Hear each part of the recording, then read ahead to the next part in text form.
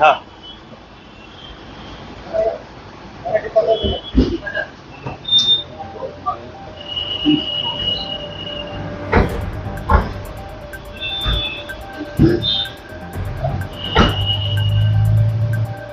দাদা, দিল্লি যাওয়ার কারণ কি দ্বিতীয় দ্বিতীয় দফা দফা প্রার্থী তালিকা না বলবো না, আমার অনেক কাজ থাকে দিল্লিতে। সন্দেশখালীর সংখ্যালঘু মানুষ বলছে এতদিন তাদের ইউজ করা হয়েছে কোনো শুধু ভোট ব্যাংকের জন্য, কি বলবেন? এটা শুধু সন্দেশখালি নয়, গোটা রাজ্যের মানুষ সংখ্যালঘু মুসলিমরা বুঝেছে। তাই সিএ আজকে 5 দিন হয়ে যাওয়ার পরেও মমতা ব্যানার্জি শত চেষ্টা করেও কাউকে উস্কানি দিতে পারেননি।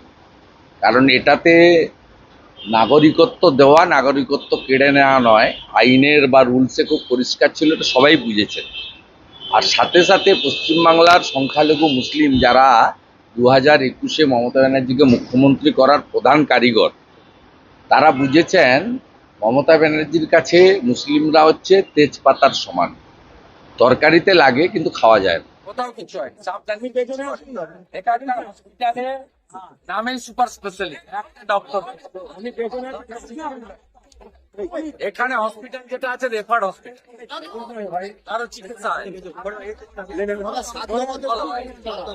বলুন বলুন 7 দফায় ভোট আমাদের বলুন আজকে আপনার নিলাম তো আর কে প্রশ্ন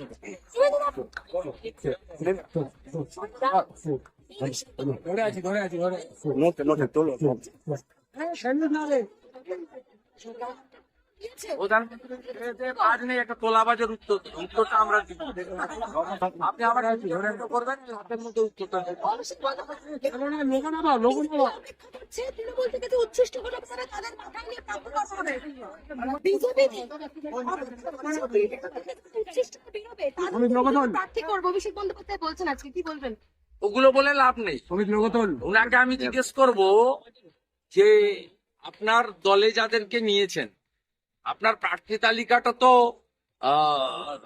বিজেপি থেকে লোককে নিয়ে গিয়ে প্রার্থী করতে হয়েছে। কৃষ্ণ কল্যাণী কোন দলের এমএলএ? বিশ্বজিৎ দাস কোন দলের এমএলএ? মুকুটমণি অধিকারী কোন দলের এমএলএ?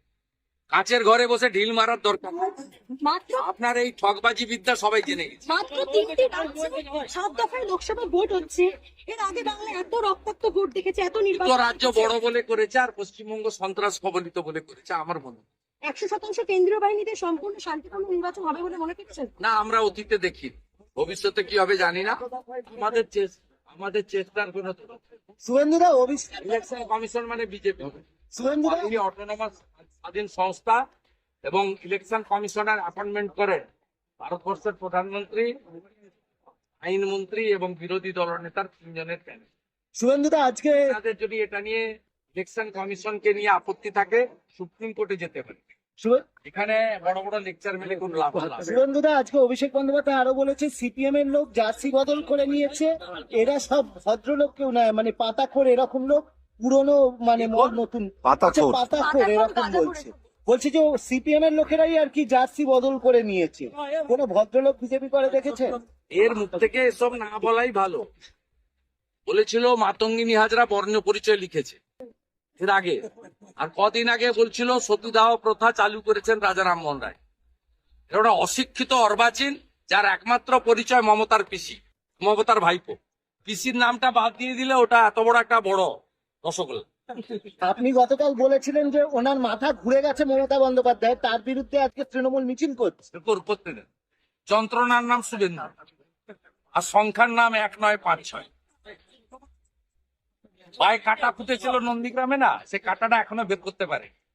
কাটাটা লেগে থাকলে এরকম ন্যাংচা